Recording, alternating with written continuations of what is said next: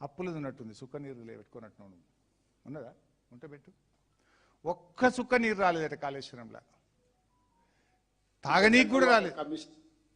వాళ్ళు ఇచ్చినప్పుడు 81,000 కోట్లకి ఇచ్చింది, కానీ ఈ నివేదిక ఇచ్చే టైంకి ఇది అప్పులు అనుకో. మళ్ళీ డిస్ట్రిబ్యూటరీస్ లేవు, ఏం లేవు, పంపులు లిఫ్టులు, ఆయకట్టు పెరగలే. విచిత్రం ఏంటంటే నీళ్లు పెరగలే.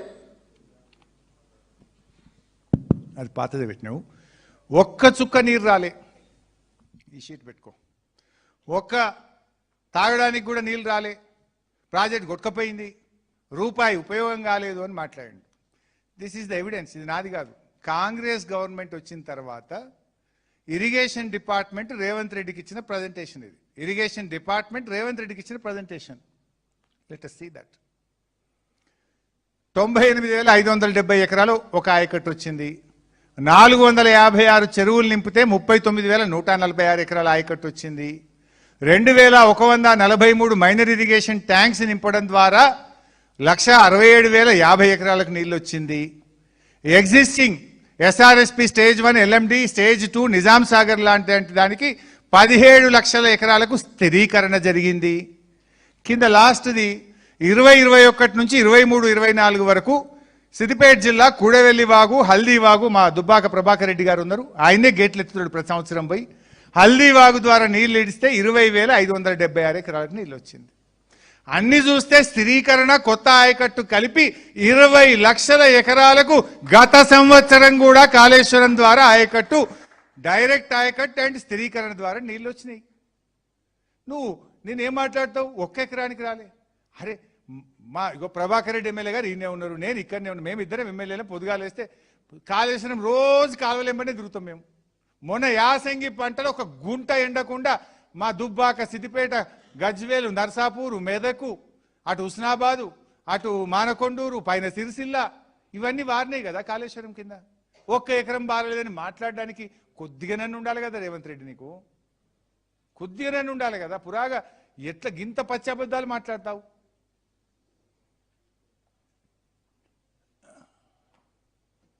తర్వాత అప్పుల గురించి మాట్లాడండి నిన్న. సరే అది కూడా ఒక్కసారి చూపి బాబు, అప్పుల గురించి ఏం మాట్లాడిందో చూపి. అయితే ఈ అప్పుల గురించి మాట్లాడే ముందు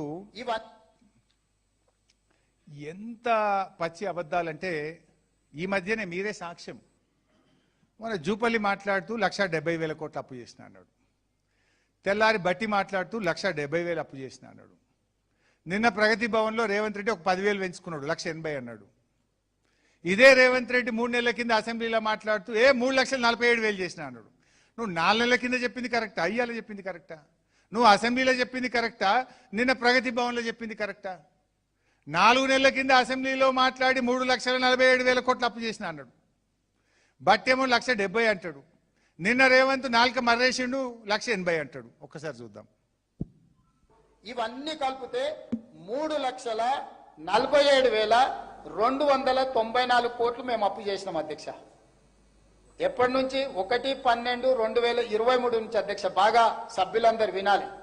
1,77,000 కోట్లు అప్పు చేస్తే ఈ 30 నెలల్లో మనం చేసిన అప్పు రమారమి 1-2 ఇక్కడ అక్కడ 1,80,000 కోట్ల రూపాయలు రఫ్లీ మనం అప్పు చేస్తే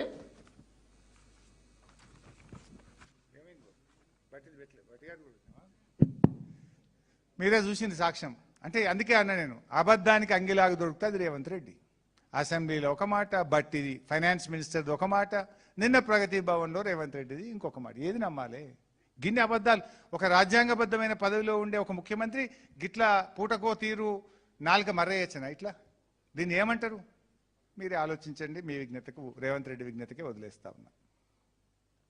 నౌ చాలా ఉన్నాయి, ఏం చెప్పాలి. స్కూళ్ళది ఉన్నది, ఉద్యమకారులది ఉన్నది, చాలా ఉన్నాయి. కానీ అది కూడా అబద్ధమే. స్కూల్ అట వీళ్ళు వచ్చినాక పిల్లలు పెరిగిరట.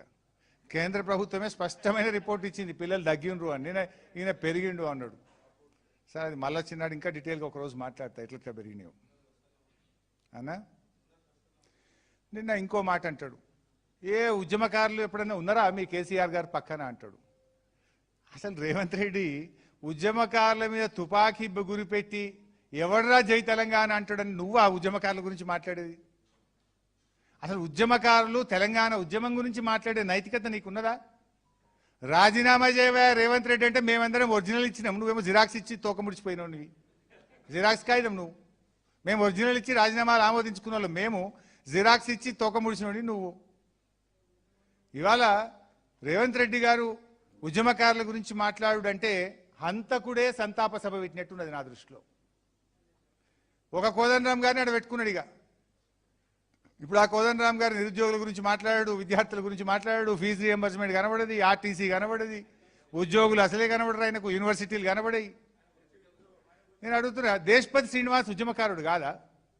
మా తమ్ముడు ఎర్రోల సీన్ కాదా? స్వామి గౌడ్ గారు కాదా?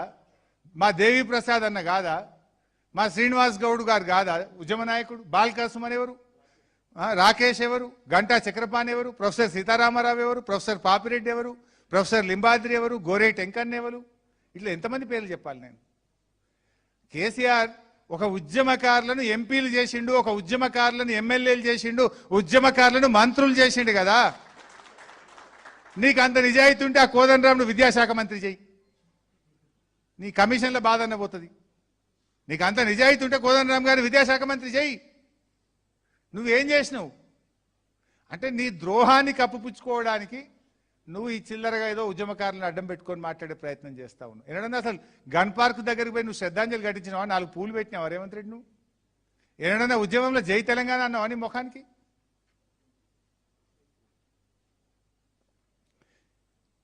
నా ఇంకా చాలా ఉన్నాయి కానీ I will try to conclude.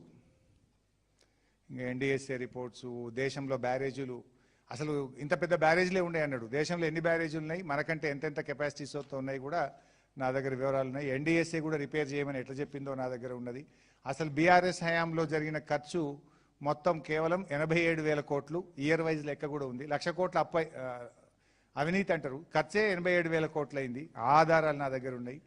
ఇక అట్లా చాలా ఉన్నాయి. ఇగో ఇది అసెంబ్లీలో ఉత్తమ్ కుమార్ రెడ్డి పెట్టినటువంటి ఇరిగేషన్ పద్దు. వీళ్ళు ఏం చెప్పిండు అంటే ఒక సంవత్సరం 2024-25 సంవత్సరంలో 6 లక్షల ఎకరాలకు ఆయకట్టు ఇస్తా, అట్లనే 25-26లో 9 లక్షల ఎకరాలకు నీళ్లు ఇస్తా, 15 లక్షల ఎకరాలు ఇస్తా అని ఇది నిండు అసెంబ్లీలో మన ఉత్తమ్ కుమార్ రెడ్డి గారు పెట్టిన పేపర్. ఫస్ట్ ఇయర్ ఏమో 6,56,000, 2025-26 ఏమో 9,43,000, అంటే 9.5 15 16 లక్షలు. 16 లక్షల ఎకరాలకు నీళ్ళు ఇస్తామని అసెంబ్లీలో చెప్పిండ్రు. మీ ముఖానికి 16,000 ఎకరాలకు నీళ్ళు ఇచ్చిండ్రా? మీ గవర్నమెంట్ వచ్చి 3 సీజన్లు 3 ఫుల్ ఇయర్స్ వస్తే 16 లక్షల ఎకరాలకు అసెంబ్లీలో సాక్షిగా నీళ్ళు ఇస్తామన్న మీరు 1 లక్ష ఎకరాలకండి ఇచ్చిండ్రా? మీరు బీఆర్ఎస్ ఎంత గొప్పగా చేసింది చూసి నేర్చుకోండి. మేము ఎన్ని లక్షల ఎకరాలకు నీళ్ళు ఇచ్చినాం చర్చ చేద్దామా? బీఆర్ఎస్ హయాంలో వచ్చిన ఆయకట్టు ఎంత, మీ 3 ఏళ్లలో వచ్చిన ఆయకట్టు ఎంతనో మాట్లాడదామా? Are you ready? ఇవాళ నేను ఇంకొక ఇంపార్టెంట్ విషయం కూడా బయట పెట్టాలనుకుంటున్నా. రేవంత్ రెడ్డి ప్రభుత్వం వచ్చిన తర్వాత ఇంజనీర్లు ఒక రిపోర్ట్ ఇచ్చిండ్రు. మేడిగడ్డ దగ్గర ఒక చిన్న రబ్బర్ డ్యామ్ వేసుకొని మోటార్లు ఆన్ చేయొచ్చు, కాళేశ్వరం నీళ్లు వాడుకోవచ్చని ఇంజనీర్లు ఒక రిపోర్ట్ ఇచ్చిండ్రు. ఉత్తమ్ కుమార్ రెడ్డి నీకు చిత్తశుద్ధి ఉంటే ఆ రిపోర్ట్ బయట పెట్టు. ఎందుకు దాచిపెడుతున్నావు ఆ రిపోర్ట్? ఆ రిపోర్ట్ ఇచ్చిన ఈఎన్సీని వారం తిరగకుండానే ట్రాన్స్ఫర్ చేసి బెంచ్ మీద కూర్చోబెట్టి పోస్టింగ్ ఇవ్వకుండా ఆ ఈఎన్సీని మీరు రిటైర్ చేసిండ్రా లేదా నేను సూటిగా అడుగుతా ఉన్నా. ఒక ఇంజనీరింగ్ చీఫ్ ఇరిగేషన్ గా పనిచేసిన Telangana ENC sir rubber dam పెట్టొచ్చు, నీళ్లు వాడుకోవచ్చు, మనం వాడుకుందామని ఒక ఇంజనీర్లు ఒక నివేదిక ఇస్తే నువ్వు కాళేశ్వరం వాడుకోవచ్చు అంటవా అని వెంటనే ఆయన ట్రాన్స్ఫర్ చేసిండ్రు. 6 నెలల దాకా ఆయనకు పోస్టింగ్ ఇవ్వలేదు. పోస్టింగ్ లేకుండా రిటైర్ చేసి ఇంటికి పంపించిండ్రు. అంటే ఇంత పగ మీకు కాళేశ్వరం మీద, మీకు ఇంత ప్రతీకారం మీకు.